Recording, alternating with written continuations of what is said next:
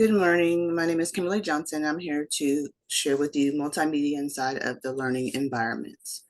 So the intro is I am the presenter. A few things about myself. I graduated from Prairie View A&M University with my bachelor's degree in human performance, as well as with my master's degree in physical education and health. I have been an educator for 17 years. I taught physical education and health for 14 years. I went on to teach SPED, which I was a behavior support teacher for 2 years. And this is my first year being in a developmental classroom for special education. So what will we be doing today? Today we'll be going over what is multimedia? How does multimedia look for teachers? How does multimedia look for students? And I will conclude the presentation.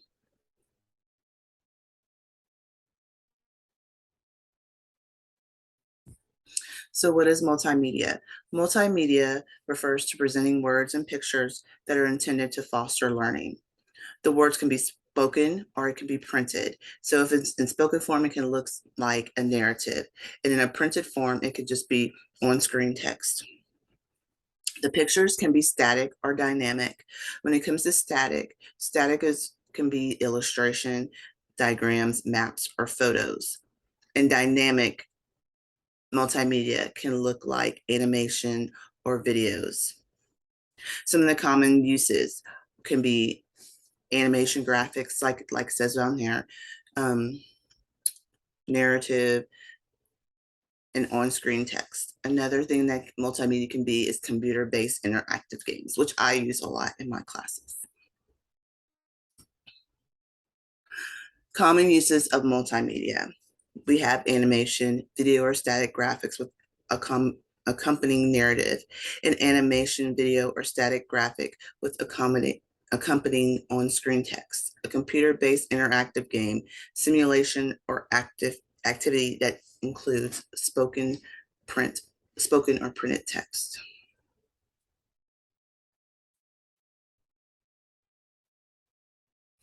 What is the effectiveness of multimedia? It enters through learning process centered through the ears and eyes visually. You'll see a lot of this. Some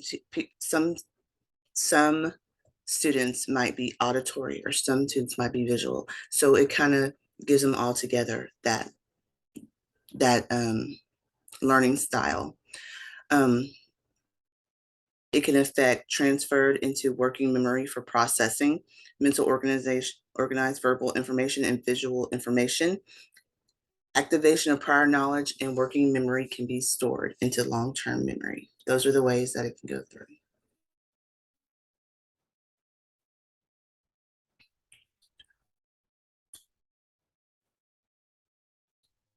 So, teachers and multimedia. Multimedia benefits for teachers.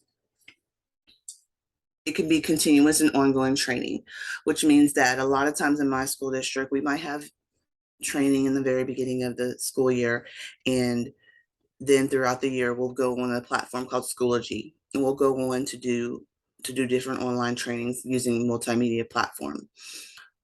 It's also motivates struggling students. I know that when I did SPED, when I was a behavior support teacher, my job was to teach them social skills. And I know they always had more fun and they also interacted more with each other. And they also retained a lot more when they were able to use those things and interact with whatever I was doing. It suits the needs of different learners and their learning styles. Like I said earlier, we have visual learners, we have kinesthetic learners, we have audio learners. And so those all combine them all together to help that learner. And the last ones can be used for immediate feedback. I think this is really good with immediate feedback due to the fact that a lot of the students today want instant gratification. So if they can get that immediate feedback that they're doing something correctly, then they're more likely to keep continuing doing what they're doing and be motivated to learn. The underlying issues for teachers. A lot of teachers have anxiety for the use of multimedia. Some and a lot are not properly trained in using it. I know when I started off 17 years ago, even though I'm a little bit tech savvy, I was okay with starting the growth of computers and technology and the different stuff going on. But a lot of teachers may have been set in their own ways and are not comfortable using the technology. So that's where the anxiety of the use of multimedia comes into to play. Also, the technology literacy. They may not know how to use a Prezi. They may not know how to use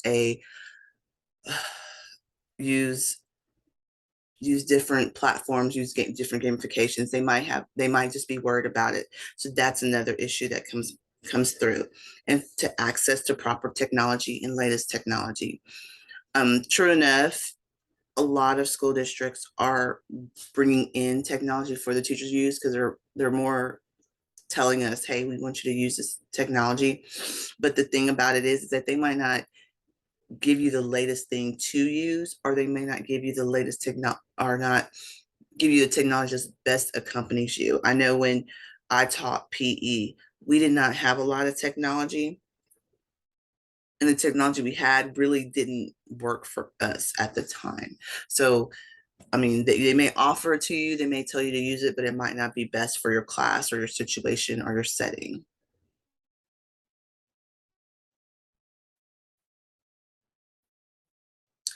The benefits for multimedia for teachers. Um,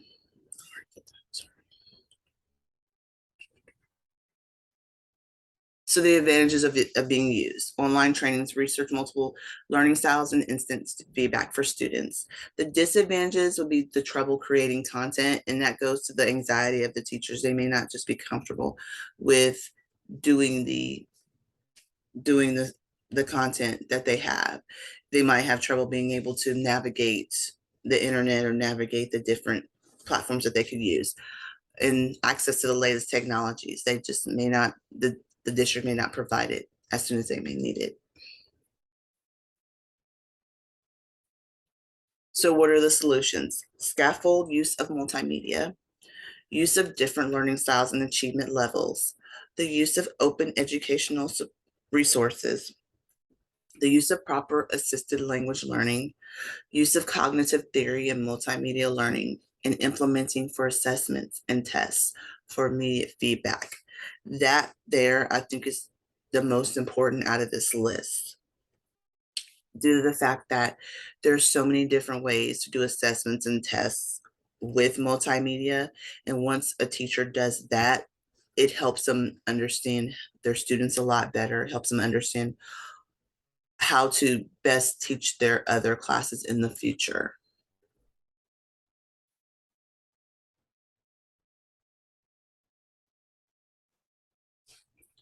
All right, students in multimedia.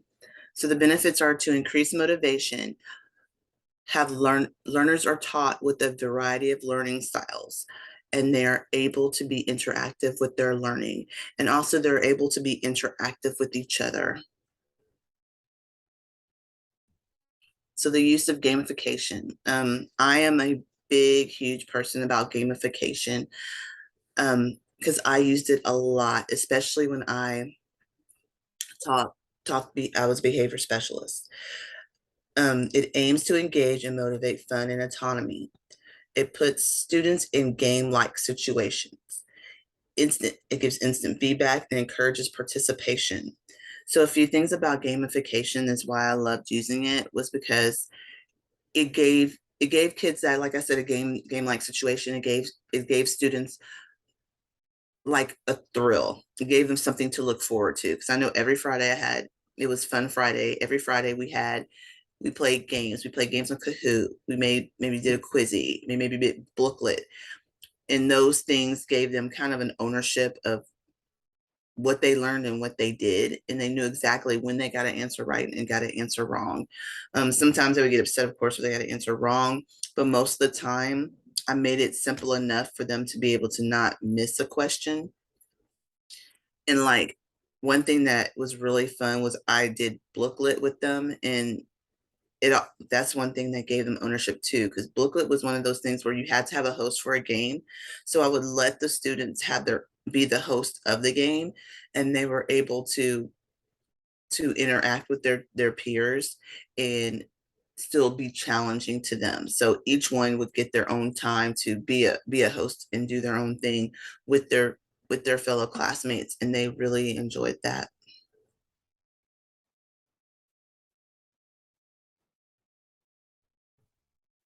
All right, digital citizenship. I think digital citizenship works really well due to the fact that it's it not only prepares themselves for the school using computers, but also how to use social media, how to interact with people on the internet. Say if they're gaming with their Xbox or PlayStation and they're talking to someone, it tells them how to speak properly, how to interact. So the importance of digital citizenship is to properly engage in the digital environment, which could be, like I said, it could be when someone's sitting down playing on their PlayStation 3, their PlayStation 5, or they could be someone who is working on a project and has to ask someone on social media a question. It could be an abundance of things and not just in the school setting. Another thing is understanding the internet and becoming cognizant of what they're putting out there.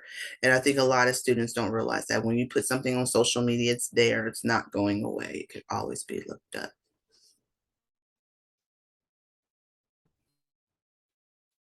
All right, the special populations of students.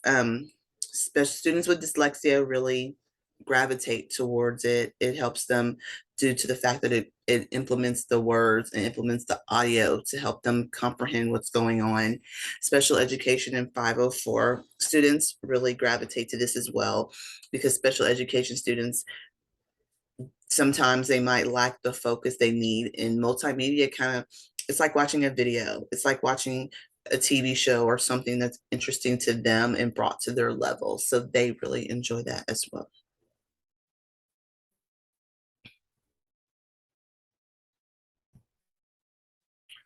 Right, so in conclusion, the importance of multimedia in teachers and students are motivation to learn and teach, engaging students using all learning styles, and better use of online tools and platforms.